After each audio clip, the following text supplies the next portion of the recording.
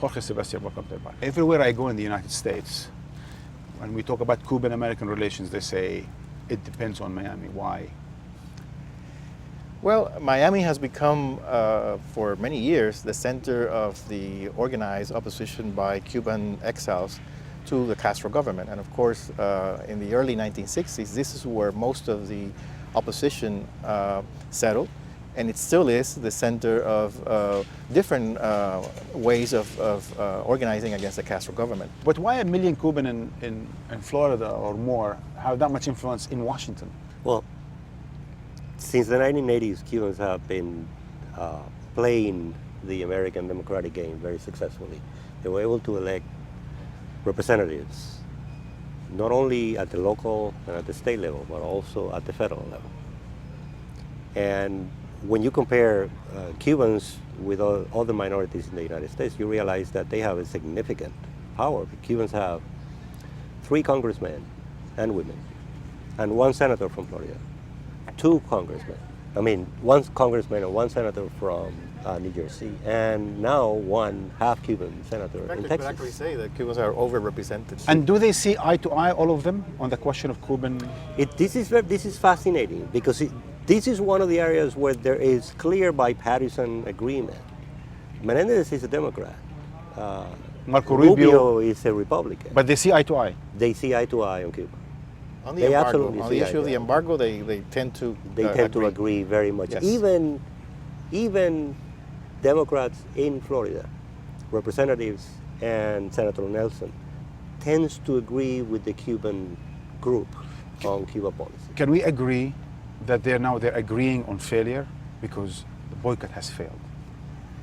I don't think so. I think the Cuban-American lobby still believe, by and large, that the embargo, even though it hasn't worked in the sense that it hasn't achieved the objective of overthrowing the Castro regime for the past 50 years or so, is an important tool to press the Cuban government on issues like human rights, free elections. But and it didn't work, Jorge.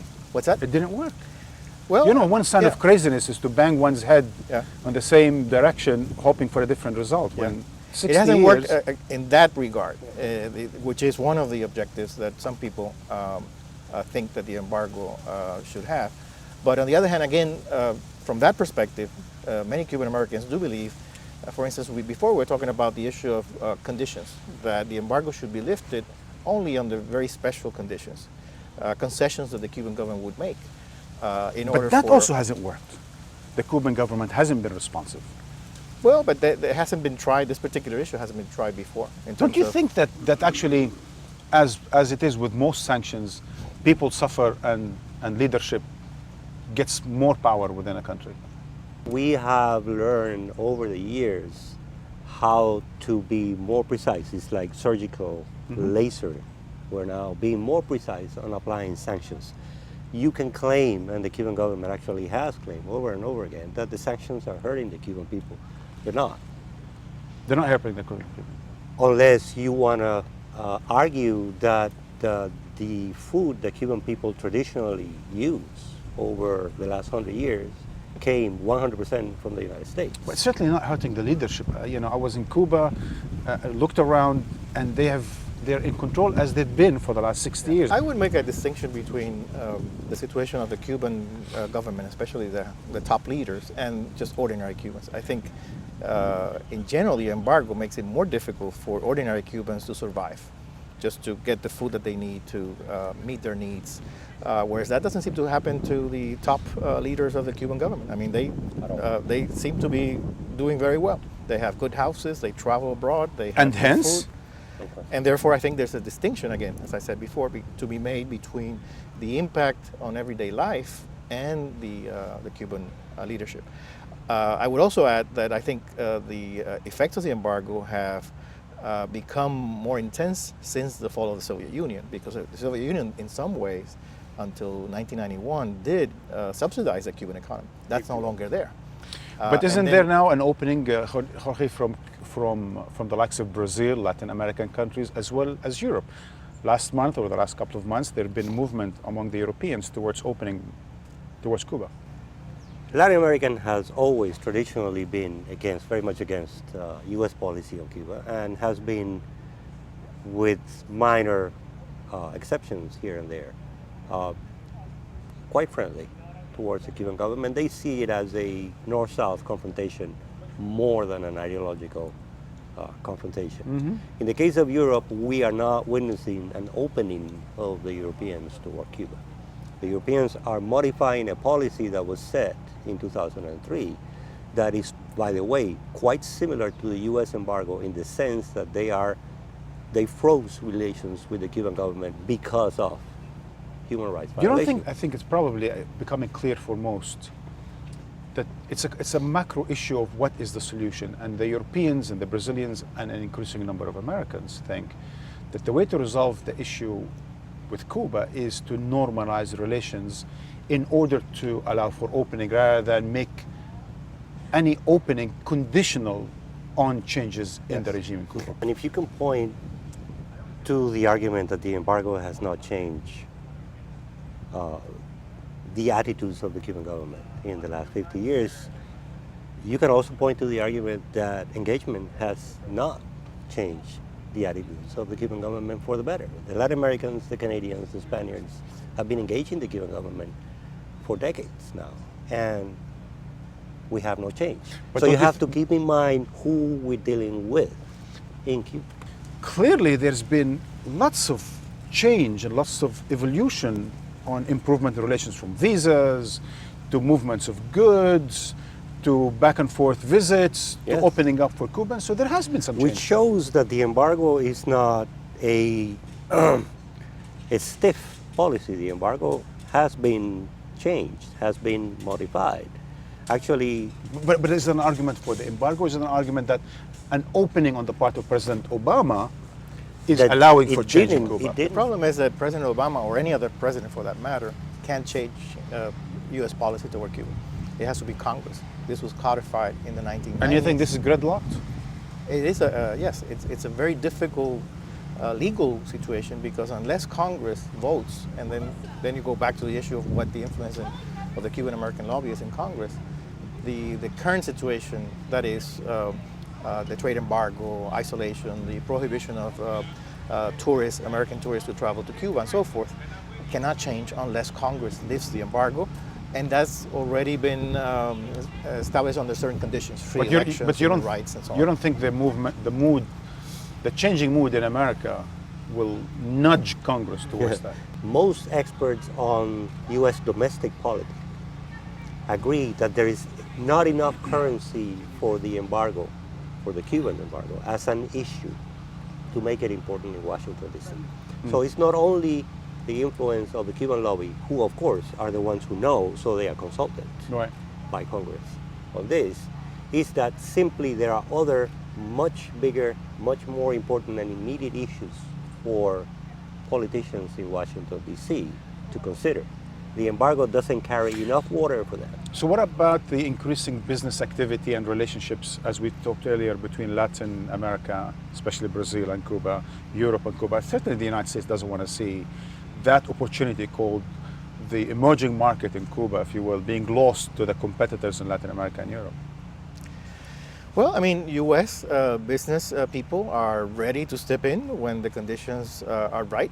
But they will be later, Jorge. They will be late, clearly. I mean, the Canadians and the Brazilians and the Spaniards and the Europeans are already there. So under any future conditions, it would be difficult to see how U.S. business interests will be competing. Some of the indicators when it comes to health, age, and so on and so forth, education, Cuba is doing better not only than all its neighbors, it's in some categories better than the United States. Clearly, Cuba improved many of those indicators, human development indicators, in the first 30 or so years until about 1989. And then you see a decline, for instance, in infant nutrition and even death and so on.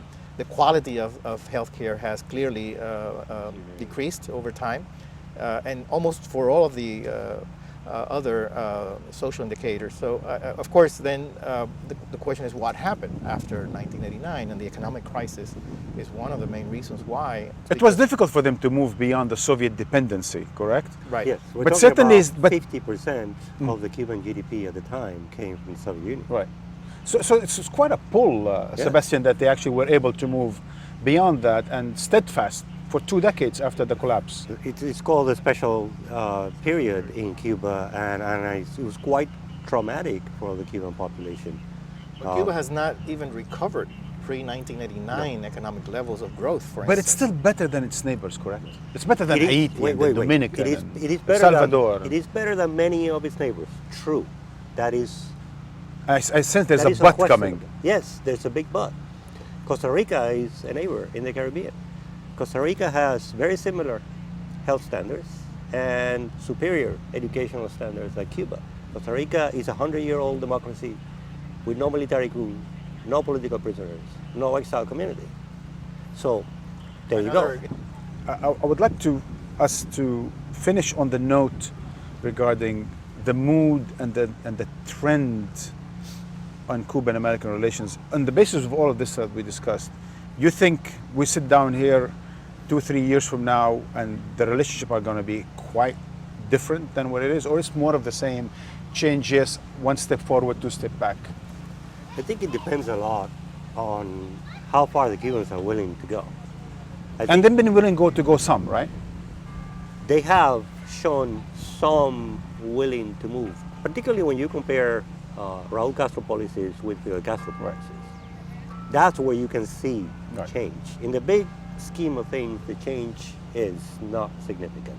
I think everybody is expecting the Cubans to move further than that, and that's why when you the mean arrest change, of what do Arcos- you mean? You mean become more friendly to the United States, become more liberal democracy? What do you mean by change? There are important economic reforms that they need to make inside Cuba. Which means usually privatization, right? To make, essentially, to more capitalism and less state-control economy, essentially. So why is that important or conditional to better American-Cuban relations? Because it shows a willingness of the Cuban government to reform itself, to come closer to what the international community considers a more acceptable type of government. I mention economic reform because it's the first one that comes to mind. It's, however, not the most important one. The most important reforms that Cuba needs are political reforms. It's the most repressive state in the Western Hemisphere, and one of the most repressive in the entire world. It's a lot that has to change. They have to change the one-party system? That's one thing that has to go, obviously. They need to release control of the press, which is absolutely controlled by the government. They need to stop beating on dissidents, which they do every day. I mean, you probably heard, maybe you met the ladies in white. These are ladies who go out every Sunday with flowers, and they are met by these aggressive mobs that beat them and essentially stop what they're doing. The sense in Cuba that they are on the minority, is that true? What do you mean? The trend that women in white present, that this is a minority, and in Cuba, I heard everywhere that this is supported by the United States and Cuban expats. We just don't know precisely because of what Sebastian just mentioned, because there's such a strong state control, for instance, of information, that people who don't voice the official point of view find it very difficult, if not impossible, to make themselves known. They can't write an article for Gramma, they can't appear on television. Blogs they can do, but then they get blocked. This is a totalitarian Yeah, it's regime. very hard to do that. How do you measure majorities and minorities in a totalitarian regime? And I would add to your question before about changes in the next few years is that there is already a generational change. I mean, 5 years from now, there won't be Castros in power, whether it's by death or retirement. They'll be gone, at least as the official leaders of the Cuban government. And also here in Miami, there's a generational change because, of course, there's a correspondence between the generation that made the revolution and the first generation who came to exile. So we'll see what happens with a second generation and a third generation coming of age in both places, and whether there's a change in relations between the two countries. Jorge and Sebastian, thank you. Thank you.